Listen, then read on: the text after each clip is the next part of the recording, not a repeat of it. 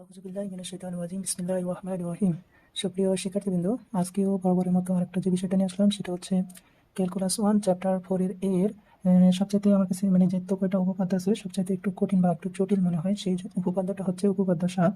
অর্থাৎ বলা হয়েছে যদি y e⁻ax sin bx plus c হয় তবে দেখাও যে yn অর্থাৎ y কে অর্থাৎ উপরের অংশটুকুকে n সংখ্যক বার অন্তরীকরণ করলে a square plus b square whole to the power n divided by 2 এবং বলা হচ্ছে e⁻ax sin into bx plus c plus n tan inverse 1 b divided by a এই অংশটুকু আমাদের প্রমাণ করে নিতে হবে।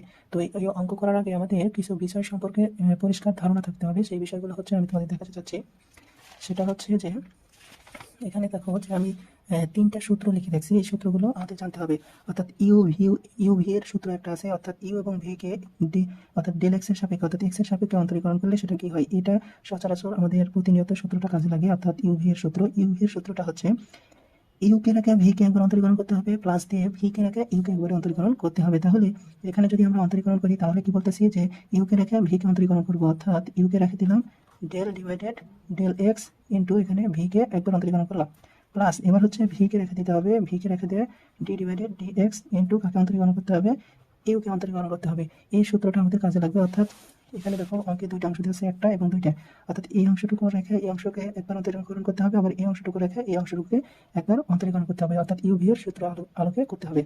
দ্বিতীয় বিষয়টা হচ্ছে সূত্রটা হচ্ছে ডি ডিভাইডেড ডিএক্স।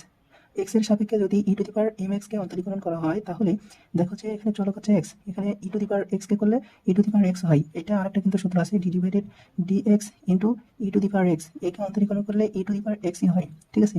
তেমনি ভাবে যখন এখানে x এর সাথে এখানে কিন্তু m আছে, এই সূত্রটা হচ্ছে e⁻mx। mx সমান আমরা লিখতে পারি এই যে চলকের সাথে একটা ধ্রুব পদ ছিল সেটা আমাদের সামনে লিখে নিতে হয় m, ঠিক আছে। এবং e⁻x বলতে এখানে পুরোটা অংশটুকুই বোঝানো হয়েছে, তাহলে mx এটা হচ্ছে আমাদের সূত্র। এই অংশটা কেন বললাম, দেখো এখানে বলা হয়েছে e⁻ax, এখানে e⁻mx ছিল, এখানে হচ্ছে e⁻ax, ঠিক আছে, অর্থাৎ m এর পরিবর্তে a।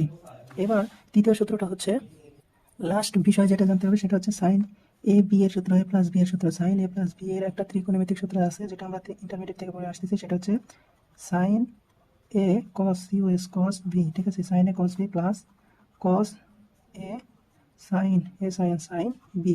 এই তিনটা আমাদের সূত্র জানতে হবে। অর্থাৎ সাইন এ প্লাস বি, অর্থাৎ সাইন এ প্লাস বি এর সূত্র হচ্ছে সাইন এ কস বি প্লাস কস এ সাইন বি।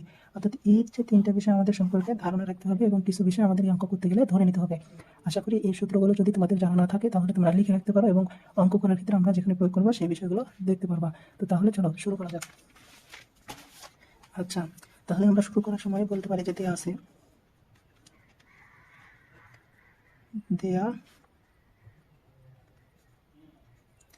আছে কি y ইজিক্যাল টু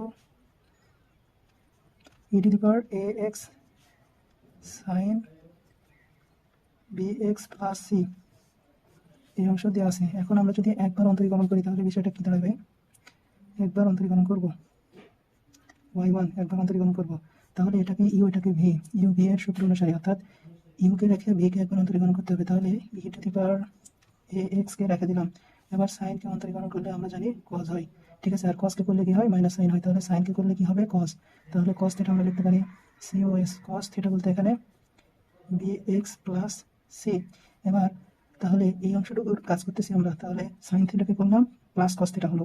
এবার যদি থিটাকে অন্তরীকরণ করা হয়, থিটাকে করলে এখানে এই অংশ 0 হয়ে যাবে, আর এই অংশটা কি হবে, যেহেতু চলকের সাথে আছে বি তাহলে এখানে হবে বি।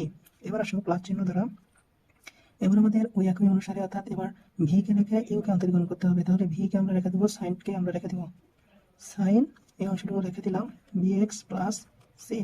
এবার কাকে অন্তরীকরণ করবো, e⁻ax কে। আমরা e⁻ax এর সূত্র কি দেখলাম, e⁻ax এর সূত্র হচ্ছে এই যে পাওয়ার যেটা ছিল, পাওয়ার এখানে এ আছে, এম অর্থাৎ সামনে আসছিল, তার মানে এই সামনেটা আসবে আর e⁻ax থাকবে। তাহলে আমরা অন্তরীকরণ করলে কি লিখতে পারি, এটা সামনে আসলো এবং e⁻ax থেকে গেল, ঠিক আছে, এটা অন্তরীকরণ করা হলো, ঠিক আছে। আশা করি বুঝতে পারছো এই লাইনটা। এখন এই লাইনের যদি কাজটা করি আমরা তাহলে কি পাবো, এই বিটা সামনে নিয়ে আসবো, y1 ইকুয়াল টু, অর্থাৎ বিটাকে যদি আমরা সামনে নিই e⁻ax এটা ঠিক রাখলাম, বি সামনে দিলাম, cos bx প্লাস সি এটাও ঠিক থাকলো, প্লাস এই ই টু দি পাওয়ার এক্স কে সামনে দিলাম, অর্থাৎ ই to the power a x, ঠিক আছে, ইন্টু এ অংশটা কি বলা হচ্ছে, আমরা এখানে রাখলাম সাইন, সামনে দিলাম, ঠিক আছে, sine b x plus c. আশা করি এই লাইনটা বুঝতে পারছো। এই অংশটুকু শুধু সামনে দিলাম। এখানে দেখো ই to the power a x, এখানে দেখো ই to the power E x, এই অংশটুকু আমরা কমন নিতে পারি। y1 = e to the power a x common নিলাম। কমন নিলে এখানে কি থাকতেছে, বি কস, ঠিক আছে, b cos b x plus c থাকলো। প্লাস চিহ্ন দ্বারা আমরা কি লিখতে পারি, এখানে e to the power x common চলে গেছে, তাহলে এখানে থাকতেছে এ বলতে এখানে তাহলে কি থাকলো, sine b x plus c, ঠিক আছে। এই অংশটুকু থাকলো আমাদের। এই অংশটুকুকে আমরা একটা সমীকরণ আকারে প্রকাশ করি। এটা হচ্ছে 1 নম্বর একটা সমীকরণ। এটাকে 1 নম্বর একটা সমীকরণ দিলাম। এখন আমাদের কিছু বিষয় ধরে নিতে হবে। যেহেতু এখানে এ এবং বি এর কোনো মান নাই বা এই সম্পর্কে আমাদের কোনো ধারণা নাই বা কোনো সূত্র করতেছে না, সেক্ষেত্রে আমরা একটা বিষয় ধরে নেব, সেটা হচ্ছে এ ইজিক্যাল টু একটা মান ধরে নেবো, বি ইজিক্যাল টু আরেকটা মান ধরে নেবো। এটা তোমাদের মনে রাখতে হবে, ঠিক আছে। আচ্ছা, যেহেতু বিপরীত, এখানে দেখো বি এর সাথে কস আছে, এর সাথে সাইন আছে, তাহলে আমরা বিপরীত হিসেবে ধরবো এ ইজিক্যাল টু কস আর বি ইজিক্যাল টু হচ্ছে সাইন। অর্থাৎ জটিল সংখ্যার ক্ষেত্রে যে বিষয়টা ধরে নিয়েছিলাম আমরা, ওই রকম আমরাকে ধরি কি এ ইজিক্যাল টু হচ্ছে আর কস সিউএস কস থিটা এবং বি ইজিক্যাল টু হচ্ছে আর সাইন থিটা। স্যার ধরে নিলাম কেন, দেখো যে উপরে অঙ্কে কিন্তু প্রমাণের ক্ষেত্রে এ এবং বি এর দুইটার মানের বিষয়টা আছে, তার মানে এ এবং বি আলাদাভাবে আমাদের প্রয়োজন হবে। আর এখান থেকে দেখো এ বি কোনো আকারে বের করে নেওয়া যাচ্ছে না, এই কারণে আমরা এ এবং বি দুইটা মান ধরে নিলাম। এবং দেখো এখানে বলা হচ্ছে যে এ এবং বি এই দুইটা প্লাস এবং বর্গ আকারে আছে, তাহলে এটা সমান আমরা লিখলাম যে এত ইজিক্যাল টু এত। এবার যদি আমি বলি যে এ স্কয়ার প্লাস বি স্কয়ার আকারে আমাদের নিয়ে আসার জন্য মূলত এই বিষয়টা, তাহলে এ স্কয়ার এবং বি স্কয়ার যদি করি তাহলে কি হবে, দেখো এ স্কয়ার প্লাস বি স্কয়ার, ঠিক আছে, দুইটা যোগ করে দিলাম এ স্কয়ার প্লাস বি স্কয়ার। তাহলে এই পাশের অংশটুকু আমরা কি লিখতে পারি, আর স্কয়ার কস স্কয়ার থিটা প্লাস আর স্কয়ার সাইন স্কয়ার থিটা আমরা লিখতে পারি। এখন এই অংশটাকে আমরা কি লিখতে পারি, এ স্কয়ার প্লাস বি স্কয়ার, আর স্কয়ার দুই পারে আছে, একটা যদি কমন নিলাম, তাহলে আমরা সাথে যদি লিখি যে sine square theta plus cos square theta, তাহলে sine square theta plus cos square theta এটা সমান কি, যে সূত্র থেকে আমরা দিয়ে সূত্র, এই সূত্রটা সবাই জানি, sign square theta plus cos square theta equal হচ্ছে 1। তাহলে আমরা যদি এটা আর স্কয়ারের সাথে ভাগ করি তাহলে আর স্কয়ার থাকে, তাহলে আমরা এখানে কি লিখতে পারি, আর স্কয়ারটাই পাশে লিখলাম আর স্কয়ার ইনটু 1, তাই না। এই অংশটুকু পুরোটা ইকুয়াল টু হচ্ছে এ স্কয়ার প্লাস বি স্কয়ার। এখন এখান থেকে পাওয়ার আকারে নিতেছি, তাই না, এই যে এখানে ইন্টিগ্রেট পাওয়ার আকারে কমন করতে হবে। এপাশে আমাদের কি ছিল, টু ছিল, এই টুটা যদি আমরা পার করি তাহলে বিষয়টা কি হবে, দেখো যে আর এই মানটা কি হচ্ছে, আর এই মানটা তাহলে হোল টু দি পাওয়ার কি হবে, এ স্কয়ার প্লাস বি স্কয়ার।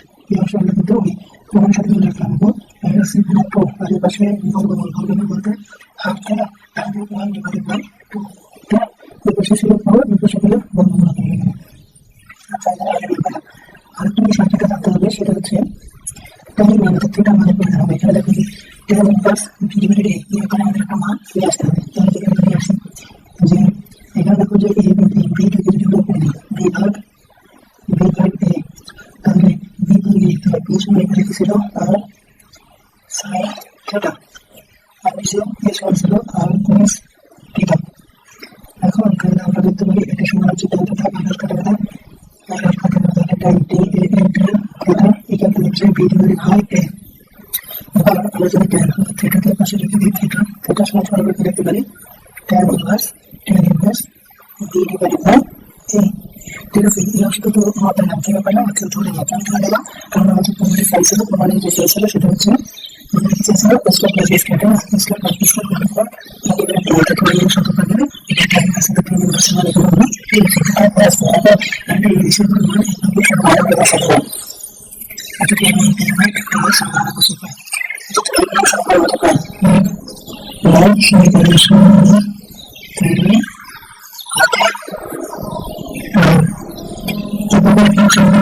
তাহলে সমাধানের আমাদের ছিল y1 ইকুয়াল টু ঠিক ছিল, যখন নেগেটিভ বি সমাধান b equal to cos theta, ঠিক আছে, এটা করতে পারলে আর sin থিটা মানে কি ছিল, তাহলে cos theta equal to cos theta equal to 2x plus 3 এই অংশ ছিল। এখানে ক্লাসিক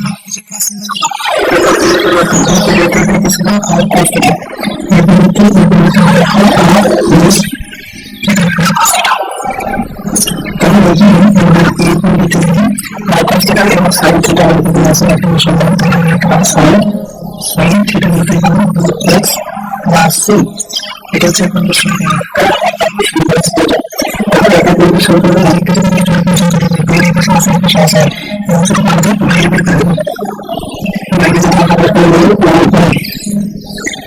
হচ্ছে একটা সুবিধা আর সেটা হচ্ছে সাইন সাইন থিটা এবং কোসাইন রেসপন্স থিটা এটা হচ্ছে বিএক্স প্লাস সি যদি দেখা গেছে তাহলে তো cos থিটা cos এবং sin sin থিটা থিটা বলতে এখানে এখন আসলে যে আমরা যে বিষয়টা জানলাম এখন আসলে যে বিষয়টা সেটা হচ্ছে যে আমাদের যে বিষয়টা